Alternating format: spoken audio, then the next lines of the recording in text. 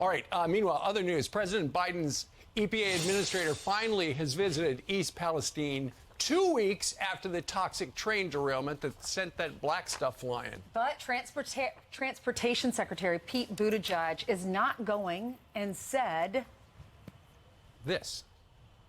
Horrible situation has gotten a particularly high amount of attention. There are roughly 1,000 cases a year of a train derailing. Now I feel better. Well, I can't drink my water or take a shower. Our next guests live just a few miles from the derailment. Lisa Toner and Linda Murphy join us now for their reaction. So I guess, Ms. Murphy, why don't I ask you this? How do you feel about so many derailments the Secretary of Transportation can't be bothered to come visit you? Oh, well, what a relief that we're at the bottom of the list out of 1,000. I mean, how insignificant does that make you feel? To me, it's his job, and this is something that he should be here for. This is pretty significant, the amount of chemicals, cancer-causing chemicals that were released and what we're left to deal with. We need a little bit of guidance here, and I don't know. I think that this deserves a pink slip for his job. Where else is there a derailment right now where they're dealing with what we're dealing with? What else is going on other than these balloons floating through the sky that he's working on or concerned with? Yeah, although there was a derailment, same railroad company in Detroit yesterday. Lisa, I know that you know this painfully well. They said, okay, 1 mile around the disaster site, we're going to monitor everything. And, you know, we're going to keep an eye on things, and we're going to take care of the people. You live 1.08 miles from the explosion site. You don't trust anybody. You're hiring people to do your own testing, right?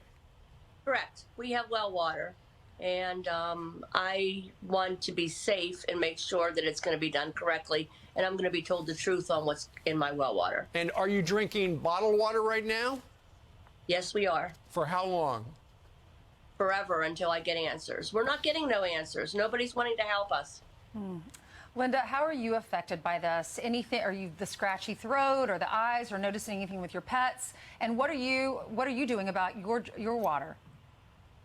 Well, the same as my fellow resident, we have well water, and we're really concerned. And thankfully, we had a wonderful viewer of Fox who donated some water to us for our horses. Arrowhead Wine Cellars in Erie, Pennsylvania drove all the way down and donated water to us for our horses. Something that we can't rely on these big agencies to do. A complete stranger miles away donated that for us. So what a blessing that is. No kidding. And thankful for that. But as far as any side effects, I've had a headache and just the odd tingling sensation, like in the gums and on my lips occasionally.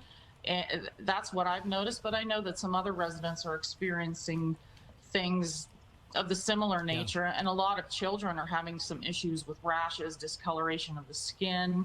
My brother-in-law actually went to the hospital and got checked out. He was having some severe symptoms, some breathing issues. So it's affecting everybody in one way or another. So, Lisa, I found out that, I don't know if it affects you directly, but the high school basketball game was canceled. The team said, I'm not going to go visit there. We'll take the forfeit, we'll take the loss.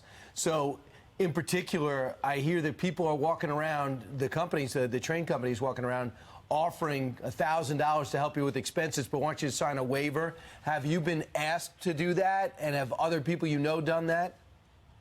I have not been asked to do that, and I will not do that. They can keep their $1,000. Right. I do have friends in town that have, and I think it's sad that they're misleading everybody. Lisa, I understand in your house that you're sitting in right now, I believe, there is a smell. You're also the director of nursing. You could stay at your job, but you want to sell your house. But now you worry, who's going to want to buy a house in East Palestine? Nobody's going to want to buy a house here. Our area is known for planting gardens and fruit stands on the corners in the summer. Is anybody going to come to this town and want to buy anybody's produce or fruit off of the fruit stands anymore? It's going to be a while. It's definitely going to affect the economy. there are all Correct. these, It's- there are all these lawsuits claiming negligence, property damage, economic loss, exposure to hazardous chemicals. So I'm so sorry for everything y'all are going through. Thanks for coming on this morning. And they need water. That was so nice of this viewer.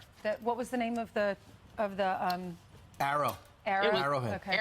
Arrowhead Wine Cellars in Erie, Pennsylvania. Okay. God bless him. All right, yes.